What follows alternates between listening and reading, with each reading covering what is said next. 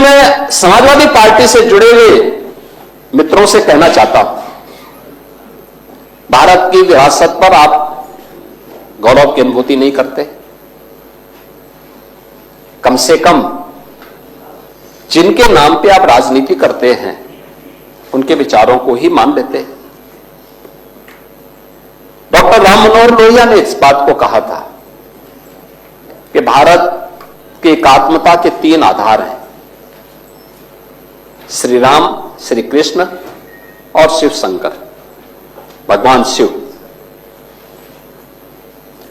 जब तक भारत की जनता इन 3 देव महापुरुषों के प्रति श्रद्धा का भाव रखेगी, तब तक भारत को भारत बने रहने से कोई रोक नहीं सकता। दुनिया की कोई ताकत भारत का बात नहीं सकता।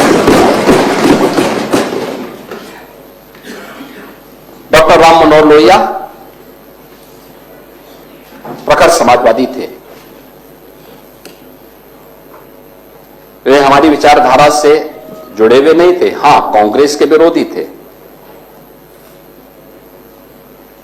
अपने मुद्दों पर लड़ते थे। आज समाजवादी पार्टी डॉक्टर लोहिया के विचारों से कितनी दूर भाग चुकी है। आज राम को, कृष्ण को, शिव की परंपरा को, भारत की विरासत को कोसना यह समाजवादी पार्टी का मानो जीवन का उद्देश्य हो गया। और दुर्भाग्य है कि उन्होंने आदर्श किसको माना है? यानी औरंगजेब को।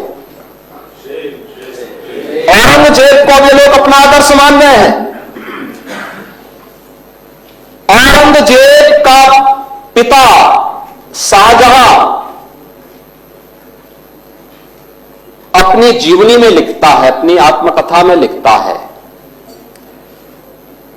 कि खुदा करे कि ऐसा कमबख्त किसी को पैदा न हो। उसने आगरा के किले में अपने बाप को कैद करके रखा, एक एक बूंद पानी के लिए तरसाया। और अगर इनको औरंगजेब पर गौरव की अनुभूति होती है तो ये लोग कम से कम पटना की खुदा बख्त लाइब्रेरी में जाकर के एक बार शाहजहां की ही जीवनी को पढ़ लें, देख लें, उसकी पीड़ा को देखें। हां, जिनका आचरण औरंगजेब जैसा है वे लोग औरंगजेब पर गौरव की अनुभूति करें, लेकिन भारत को कम से कम इस पर न करें। और समाजवादी पार्टी को इसका जवाब देना चाहिए। भारत की आस्था पर प्रहार करने वाला दुर्दांत, धर्मांत, क्रूर शासक, उसको समाजवादी पार्टी आदर्श मानती है। जो भारत को रौंदने के लिए आया था, जजिया कर लगा रहा था, भारत का इस्लामीकरण कर रहा था, कोई सभ्य मुसलमान भी अपने पुत्र का नाम औरंगजेब नहीं रखता, क्योंकि इसे मालूम है यथा नाम तथा काम। अगर ऐसा नाम रखेंगे तो फिर एक एक बूंद पानी के लिए तरसना पड़ेगा।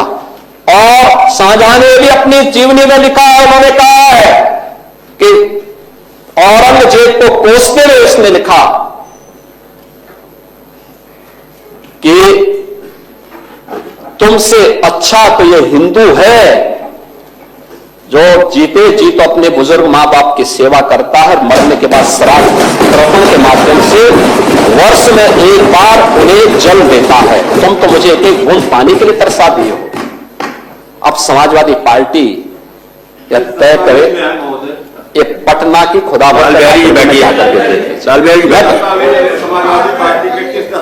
ये समाजवादी पार्टी का नेता, आपका विधायक घोषणा करो ना, उस कमबख्त को निकालो पार्टी से और उसको एक बार यूपी भेज दीजिए, बाकी उपचार हम अपने आप करवा लेंगे।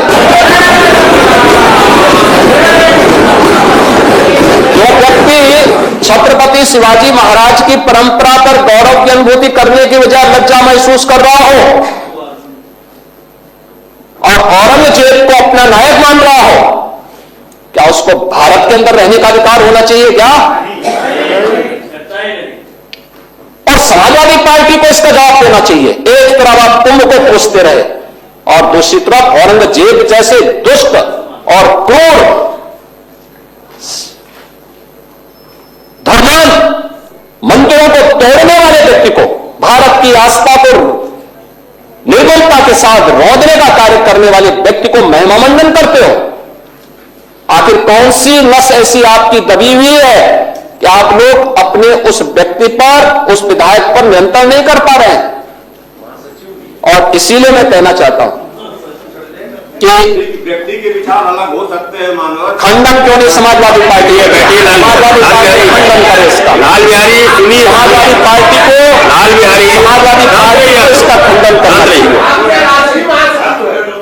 समाजवादी पार्टी को इसका खंडन करना चाहिए और समाजवादी पार्टी को इसको बाहर निकाल देना चाहिए, निकाल देना चाहिए बाहर, या यहां बुलाइए सम्मेलन में। उत्तर प्रदेश तो ऐसे लोगों का उपचार करने में बहुत देरी नहीं करता है।